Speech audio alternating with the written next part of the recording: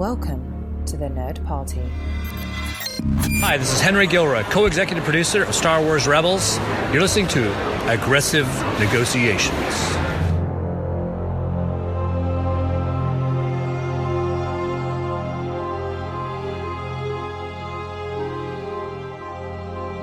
Hello and welcome to Aggressive Negotiations, the Star Wars podcast on the Nerd Party Network.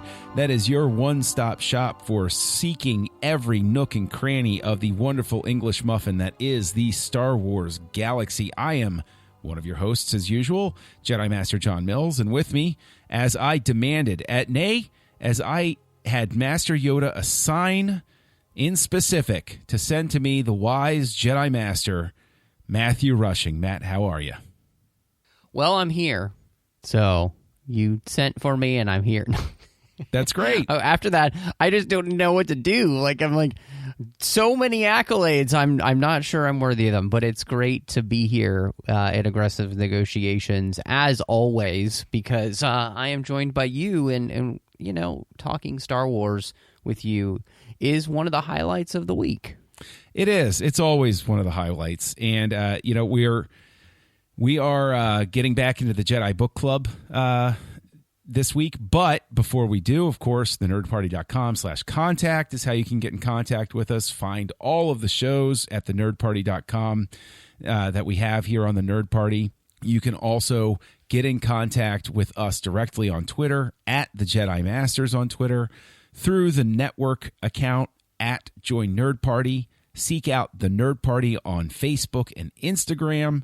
And, of course, you can send out your positive vibes and force meditations, and hopefully we will pick up on the same wavelength. But I think we also got, actually, a note on Instagram recently from somebody saying some very nice things, Matt. Yes. Got a quick direct message from somebody who follows me on Instagram, and they just wanted to say that they thought last week's episode was a great episode of Aggressive Negotiations, and so we really appreciate that, and we want to say thank you because for us, that episode was brought to you by the listeners and their questions, you know, so we had very little to do, I think, with how great that episode was because it all had to do with you, the listener. Just you guys wrote us great questions and allowed us just to be able to sit back and talk about those, so we really appreciate it. And, you know, there could be more Holo Transmissions episodes coming to you. All you need to do is send in your thoughts to us, and you could spur on a whole episode of this show. I mean, and we had so much fun doing that. We actually hope that will happen. So thank you very much. I was tickled pink that we got so much great stuff to talk about, and, you know, looking forward to getting more great stuff to talk about. But speaking of great stuff to talk about, here we are, the 9th book in the Jedi Apprentice series. The Fight for Truth, written by Jude Watson, further adventures of Qui-Gon and Obi-Wan, the early years, the pre-Disney stuff, so this is, you know, technically in the quote-unquote Legends arena. And the plot of this one finds, of course, Qui-Gon and Obi-Wan going on a mission, but this time with Adigalia and her Padawan Siri to a planet which I'm pronounced... They go to a place called Keegan, I'm calling. Yeah, that's how I was pronouncing it, too. Yeah. I was just waiting for somebody in the book to say, "Hey, Siri." Yeah. Oh, I know. It doesn't. It's terrible because the whole book I'm sitting there and her voice, I have to specifically remind myself, 11-year-old Padawan doesn't sound like my iPhone. That was really driving me nuts. The great thing, though, is that you can make your iPhone sound like, you know, British Siri or Australian Siri, or, you know, because mine is, I believe, Australian Siri. So, you know, I think there's even like Irish Siri. So, yeah, you could do different voices. So, yeah, I mean, she could be, you know, any accent that you wanted in your head, but also still be Siri. So. And I it's one of those unintended happy accidents of time. Yeah, it's great. You know, where you're like, oh, look at that.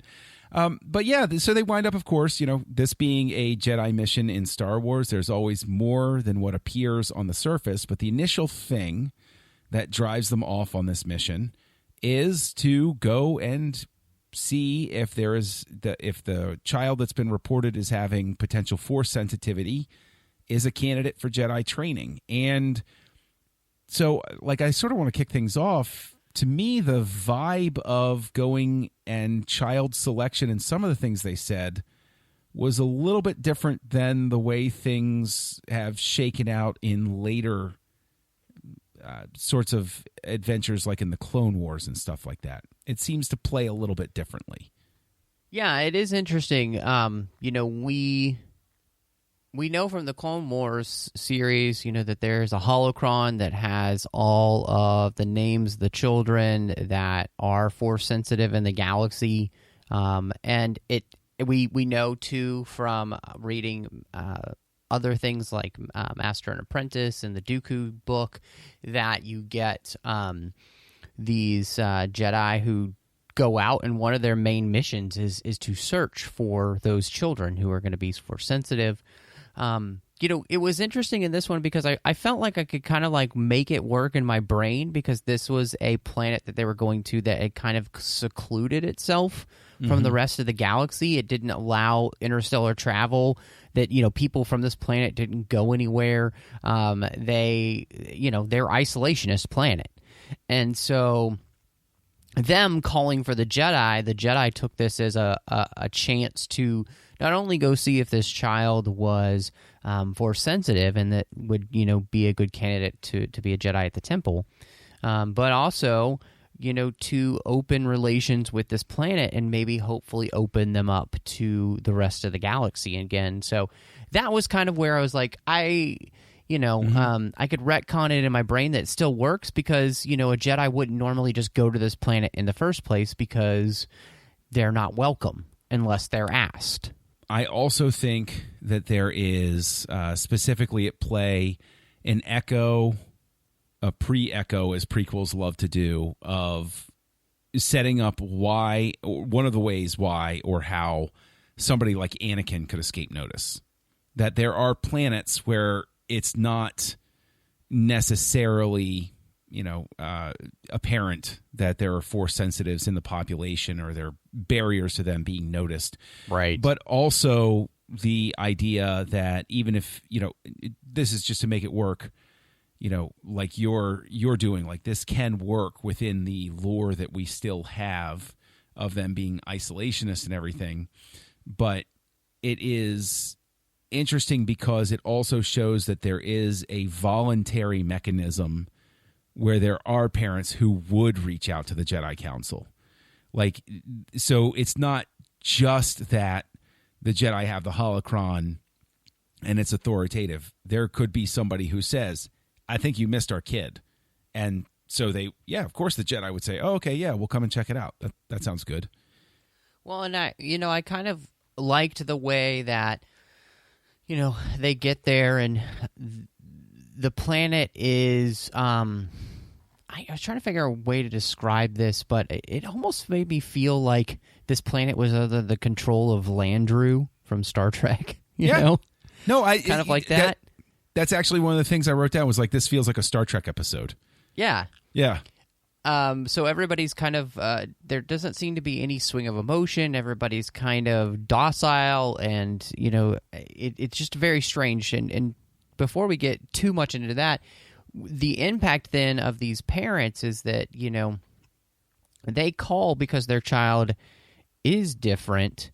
And yeah, you're absolutely right. That makes sense that, parents would realize that their child has a difference to them, because I almost get the feeling like kids with the Force are like wizard kids before, parents might realize they're wizards. Like, two muggles have a wizard kid and weird things happen that they can't explain. Same thing with a kid that has the Force. And so that their moods might affect things around the house and all that kind of stuff. And so, I always, I really liked that, but I loved the way that Qui-Gon and Adi Gallia were trying to explain to these parents just how difficult it can be for these children to grow up in an environment where they are so different, and not understanding their power and how that power, if not given a harness, basically, can hurt them and hurt others. And I just thought that was really interesting because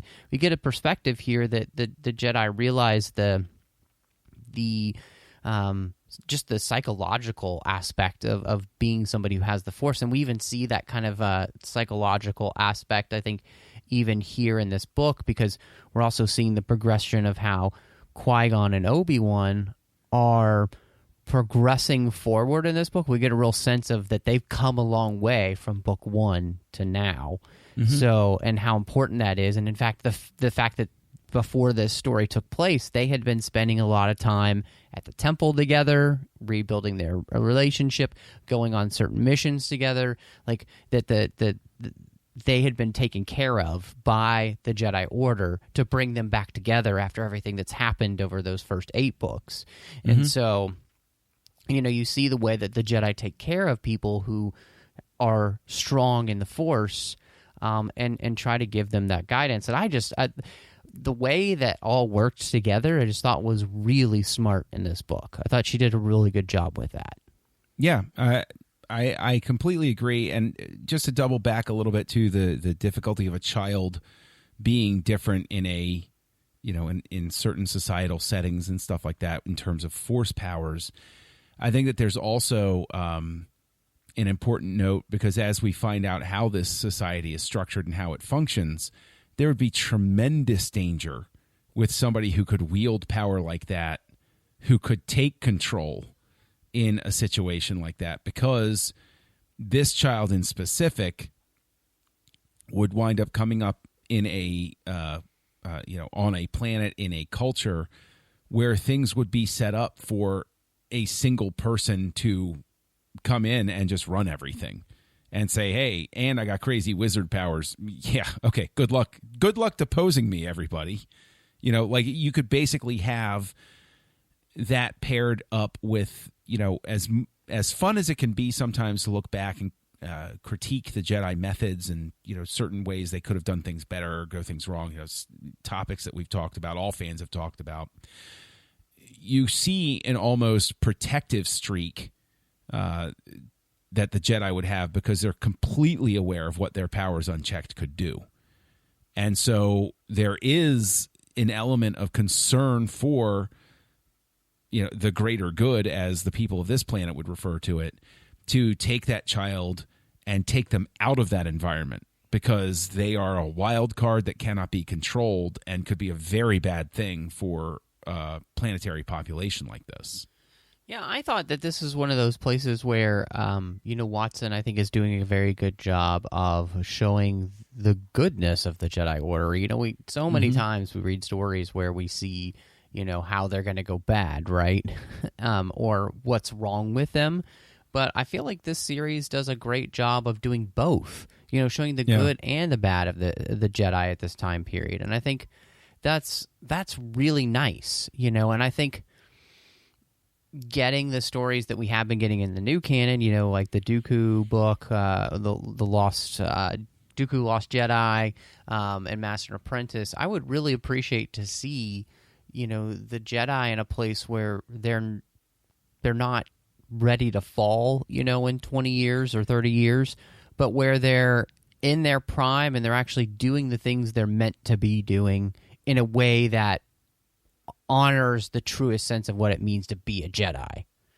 The thing is, and this is a little bit of a detour, but do you think that the current tone, because in the Clone Wars we definitely had an examination of where the Jedi were making mistakes and how the Jedi had allowed themselves to be manipulated, but we also very much had a sense of the majority of the Jedi had the positive intent. They weren't doing ill for ill's sake. They were, in a situation they didn't know how to handle in certain cases and all of that sort of stuff. So we do explore that.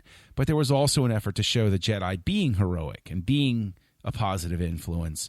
Do you think that there's been a shift toward the more negative in the current era in order to support the conclusions that Luke reaches, as we've been given in the sequel trilogy? Well, I think that's an interesting question because, and a really valid one. I would say, you could possibly read that, but I also think that, all the stories that we have been getting are close enough to that time period where that corruption obviously has already started to happen, that I don't sense that. And, even just from, and again, this is a wild tangent, but we're going to follow up the rabbit trail real quick. The whole idea of Luke saying in the trailer for Rise of Skywalker, 1,000 generations live in you now. So there has been a switch there in his thinking that everything that the Jedi were meant to be now reside in Rey. And I think that goes back, obviously, to her getting the original Jedi texts and the fact that her representation of everything that Luke was in Return of the Jedi, which was, I think, the culmination of everything the Jedi were meant to be and what they most likely were way, back in the past, maybe, 200 years or whatnot. So, I think just coming back to the story, though, I think this is what Jude Watson does, is she allows the story to kind of show us the reasons why Jedi go and they talk to families and they bring children back to the temple. It's not just so that they'll be Jedi, but it's also for the benefit of those children because of, like we're talking about, the difficulty of being somebody with these type of powers in a place where nobody else understands those powers at all. And you may be looked at as being feared or what. And when the Jedi take them in, they become part of the Jedi family. And then when they go back out to the galaxy, most planets see the Jedi as this benevolent force, So they help they're helping the galaxy all around in the end. So, I think you're it's an interesting question, but I don't think so. I don't think it's that way specifically to make Luke seem more right, because I think Luke himself has already been proven wrong by Rise of Skywalker. I mean, the thing is, I don't think I'm not saying that it's a conscious thing. It's almost like you could even, and I'll jump back off the trail myself. That makes sense. Like it's just sort of like the mentality influencing itself, sort of thing. I see what you're saying there, and that could possibly be the case for sure. And part of that is I think you do have a thought process that could definitely walk down because all of this stuff is being worked very closely with in concert, for the most part. And so, that could be there. But getting back to the more positive portrayal of the Jedi, even during the time right before the dark times, here Qui-Gon continues to be just a joy, just a pure joy. Like I just I can't get over how great Qui-Gon is in the series.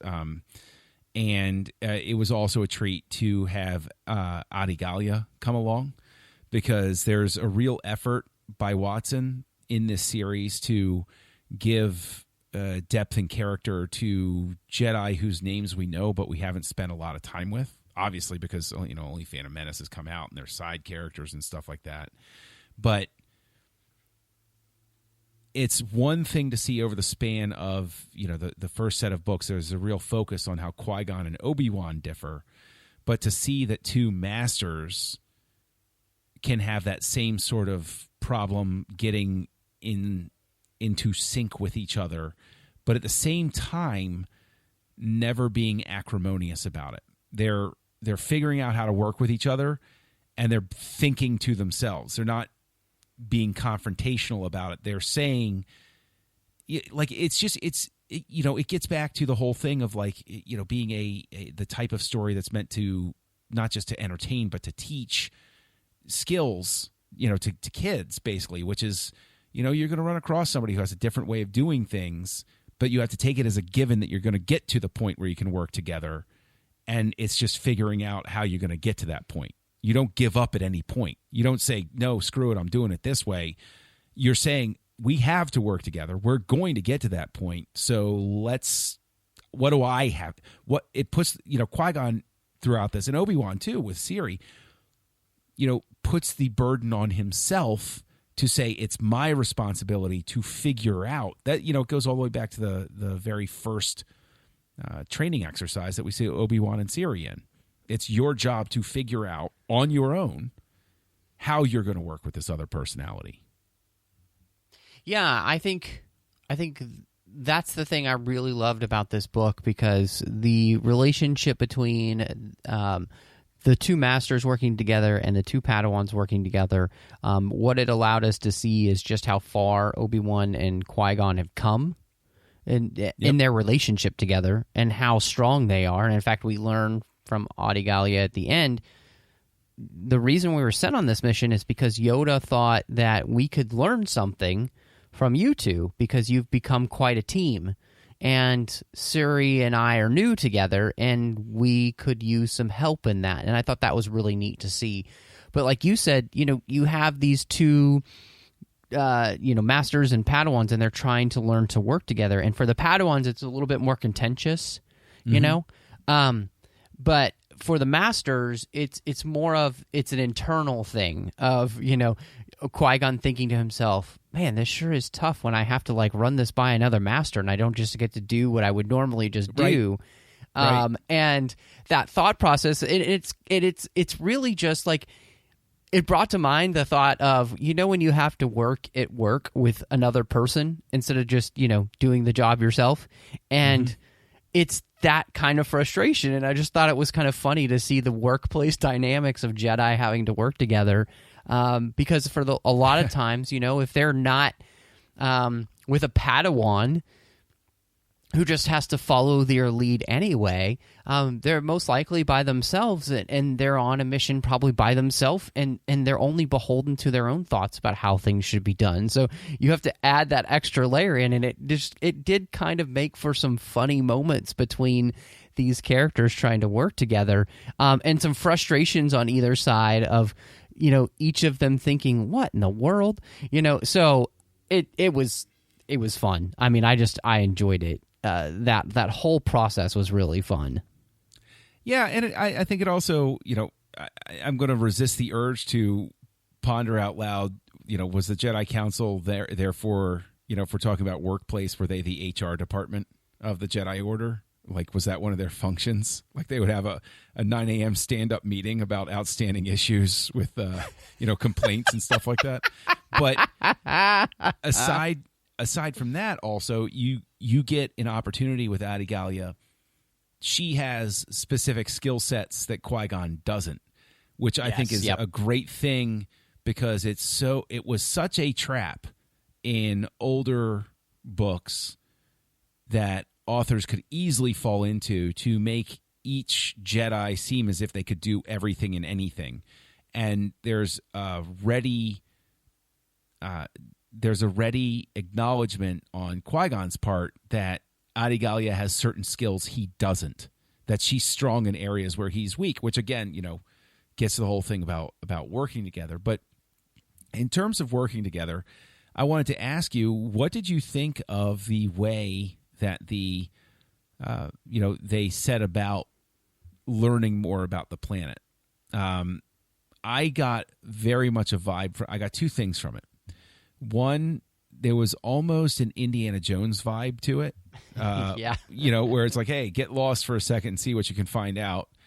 And there was also something which really occurred to me, which was in The Phantom Menace, I understand Obi-Wan staying back with the ship to guard, who is supposedly the queen and everything. But this story is the first one where we've run across where I started thinking in terms of, man, they would have possibly done better if Obi-Wan had gone incognito and blended into the crowd at Mos Espa and started poking around on his own and looking for other avenues for stuff. It seems like that could have been, an opportunity. Now, again, it's not a veiled criticism of Phantom Menace. I think that, Obi-Wan staying with the ship makes complete and perfect sense because he's there to support and defend the Naboo and everything. But what kind of vibe did you get from them, the way they were poking around?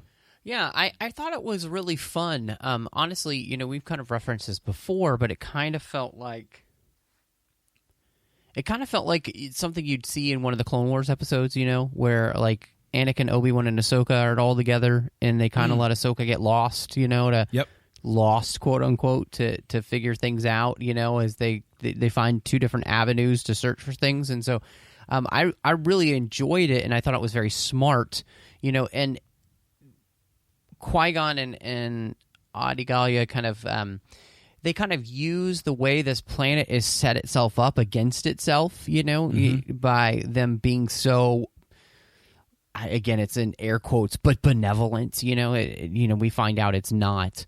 But I just really appreciated this this setup because it made for kind of an interesting way to be able to explore the planet that we're on quickly, because every time you switch back and forth, you're finding out something else new about the planet, and just narratively, it's very smart. But again, it just makes sense because, these masters, it's all about them giving their apprentices opportunities to grow and learn.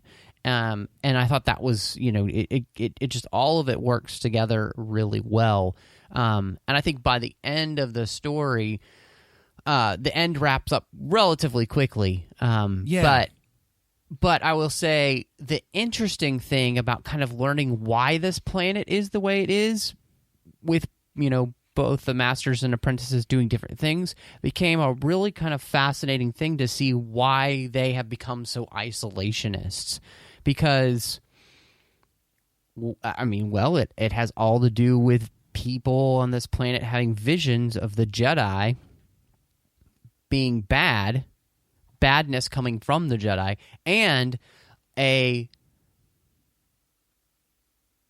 masked enemy coming to their planet. And it's like, okay, well, seems like they're having a vision of the Clone Wars, basically, and what happens after that. And it's, there's this whole thing about, then what do you do with information you think may or may not happen? And that was, to me, that like philosophical discussion of like, do you just, become isolationist? Do you become a place that, and I was thinking about when this book was written too, and this book is probably written sometime after 2001. Yeah. And it makes sense. Right. After 9/11 happening, this book is kind of a discussion point off of, do you go towards surveillance and, monitoring every people's, personal contacts and, forms of communication and everything. So that was really interesting thinking about that in historical context. It is extremely interesting because there's a prescient note about it, because there, that sort of thing, I not to dig too deeply into it, but there are certain things that are spoken about in terms of the surveillance and everything, where if you really think about it, back then it was a discussion point about, oh, is this really a good thing? Is this a bad thing? And now you kind of look at things nowadays and you're like, well, it's just a thing, this is just the way it seems to be working. And that, I think, speaks very much to the fact that there has to be a presumption of benevolence on the part of the people running this surveillance state. And that, again, it speaks to that Jedi, but also their visions of how easy it is for somebody to manipulate a system. I mean, you got Palpatine waiting in the wings at this point. How easy is it to manipulate a system and put things in place and use the system against itself? Well, and that was, you mentioning that, that's the other thing I realized. This is a precursor to kind of how Palpatine is going to handle the galaxy once he has control of it, right? Like, this is how he's going to do it. He's going to use everything to manipulate and basically create a lie so that he can feed more lies to create a galaxy that wants an empire because they think that will be the only way to get peace, And this is exactly what this group has done on a smaller scale on this planet. But what's so fascinating is when you do encounter those rulers here on Keegan, they're not malicious. They're just afraid. Yep. And that speaks to a theme in the Phantom Menace itself about how fear itself is a motivator. I always think of that tone poem from Darth Maul. Fear attracts the fearful, the strong, the weak, the innocent. Fear is my ally. And so you see in terms of that microcosm how fear motivates people to do. They can have great intent. They've had visions that you and I can look at in terms of the story context and say, well, yeah, they know something's coming and we know something's coming too. But it winds up being a motivator to do a bad thing in terms of, how they control the population by spreading that fear. Because, the kids are all being taught in school, no, that's a bad place. It's terrible. If you go there, you're going to die. Oh, no, that place, that's awful. If you go there, you're going to die. And all of these different things. And one of the things that stuck with me was one of the lessons was, of course, Coruscant comes up.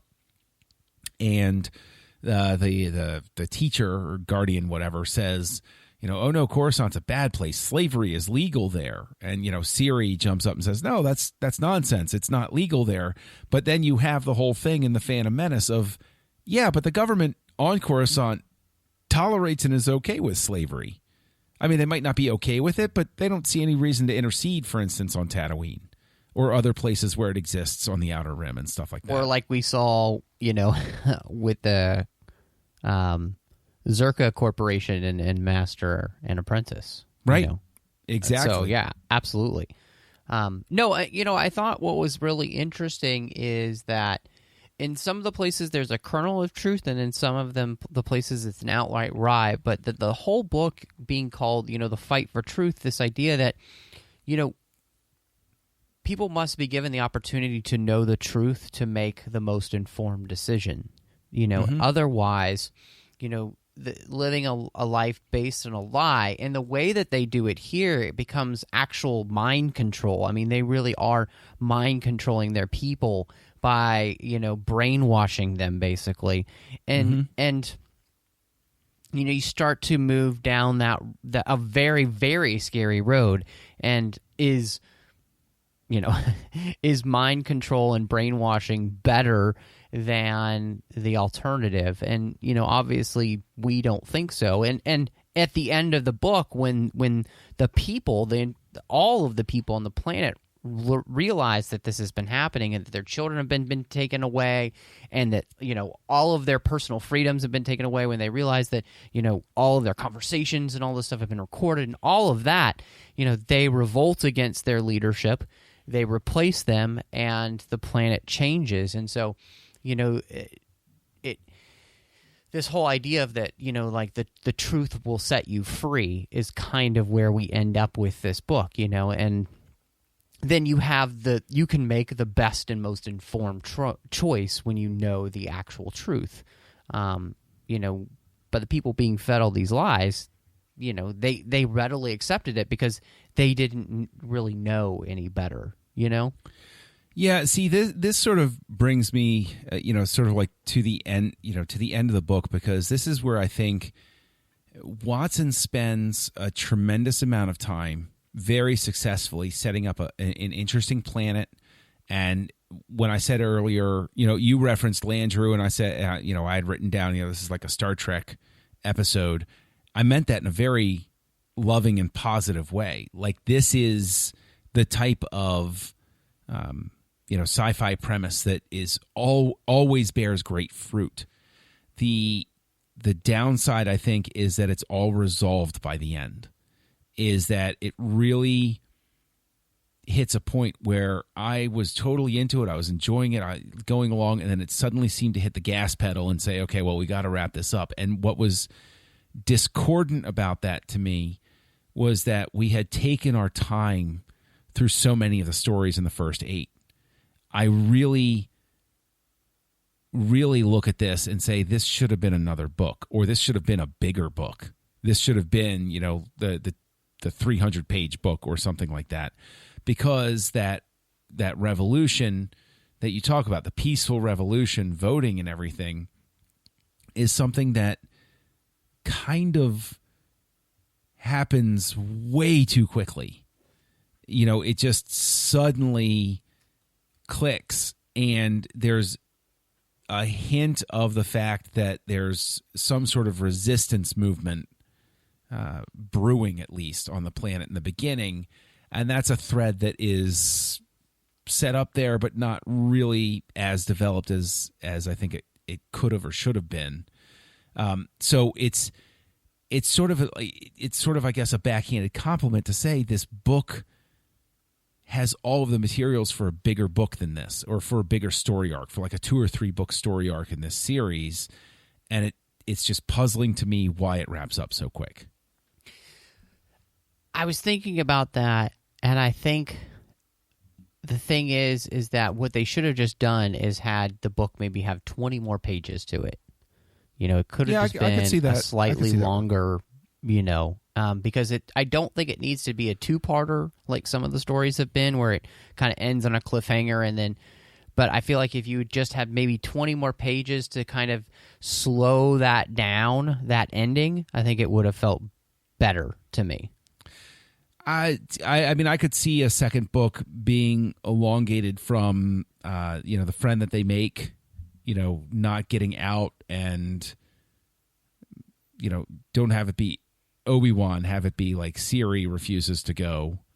And so there's sort of a thing of, like Obi-Wan saying, well, I made the same mistake, let's go get her, sort of thing. I've who knows how it could have broken down, but I see your point. I agree 20 more pages would have helped. I think that there is enough here where if you had paced things out a little bit more, with maybe the Padawans still being in the learning center, and then the second book is going and getting them out with Davi. I think that could have worked as well. But it's like why I'm saying is, I know it sounds like a backhanded comment, but it's basically a way of saying Watson has so much good stuff in here that I wanted more of it. And so this is not, slamming the book in any stretch. It's saying I want more, and I just wish we could have gotten it. No, I agree with you completely. Like, I feel the same way you do, whether you found a way to kind of change the story so you did need this to be kind of more of a 2-parter, or you just made it a little bit longer, whatever you needed to do, I 100% agree that I do feel like the story was a little bit shortchanged by having it wrap up basically in 2 pages. Yeah. So I think it would have been much better served to do something there with the story to just allow us to have more time. Because I agree with you. I think it would have been better that way, for sure. Mm-hmm. Well, I mean, those are sort of, I guess, all my thoughts. Are there any parting thoughts you have about the story on this way? Yeah, I was thinking about this. I do, reading the story, I do feel like this is the first one where, all the other books I feel like have been kind of like at a 4 out of 5 for me. I do think because of the way that it wrapped up at the end, it's probably more like a 3.5 out of 5 I agree. for me, and part of that is because the book is kind of successful, like we were talking about philosophically, kind of where it comes to and everything. And if the end hadn't been rushed, it probably would have stayed around that 4 out of 5 mark. But this one just ends a little bit too quickly for its own good, and therefore kind of undercuts a lot of the good work that had been done with it. So here's a question then. Just to go out, because we're both active on Goodreads, and this is a question I've had for myself because I land on the 3.5 as well. But of course, Goodreads only gives you whole number stars. You can't do a half. Are you a 3.5 rounding up, or a 3.5 rounding down? Like when you're forced, you're given a choice. It's either got to be 3 or 4. No ifs, ands, or buts. Where do you fall at that point? Yeah, I think it. If I, on Goodreads, it's a 3. Okay. Yeah, so that's fair. I do round down. I think it's closer to being down than it is up. And again, like, for all the things that we talked about, like, that's not a bad thing. This is still an above average story, So, and it truly is. I mean, I wish Goodreads had a 3.5 rating on. So I gave up complaining and asking for that to Goodreads help desk because, whatever. But still a series worth checking out, and this is a good entry. It's, even though the ending is frustrating, there's a lot of good stuff explored in this, and my hope is that in book 10, maybe it pays off in some way that redeems book 9. The ending that's there. But, speaking of Goodreads and, social networks and stuff like that, where can people find you online, Matt? Yeah, you can find me on Instagram, Letterboxd, and Twitter, all in the name MattRushing02. You can also find me here on the network doing Outposts with Drea Kaufman as we talk about Harry Potter each and every week, one chapter at a time. I'm over on the Trek FM network doing 2 shows. One is called The Orb with Chris Jones, talking about Star Trek Deep Space Nine. I'm also doing our General Geek show, which is called The 602 Club, and that is where we talk about, honestly, as many fandoms as we possibly can, because there's just too many. We don't limit ourselves on that show, and it's a lot of fun, so I hope you'll check that out. In fact, John, you're there as much as you can be, talking about fun things. We talk about some Star Wars over there as well, so it's great. And then last but not least, I do a show called Cinema Stories, and that's with my friend Courtney, and we talk about films, but through the lens of faith. So, John, I'm not the only one who's got other things going on. Where can they find you? Well, it's not producing as much as it used to, but KesselJunkie.com, there are a couple waiting in the wings. That's, it's still going to be a good source for catching some spare thoughts outside of Star Wars. You can, if you look for Kessel Junkie on the social networks, I'm primarily active on Letterboxd and Goodreads, occasionally lurking on Twitter. And you can also find me here on another show called Retro Perspective with me and Mike Schindler, where we're going through 1994 one release week at a time and examining the films of 1994 in honor of their 25th anniversary. And it's been a really interesting ride so far. And so, of course, we would love to have you join us. But, with all of that said, Matt, I think it's time to pack back up in the shuttle and head on back to Coruscant and close these negotiations. John, negotiations are closed.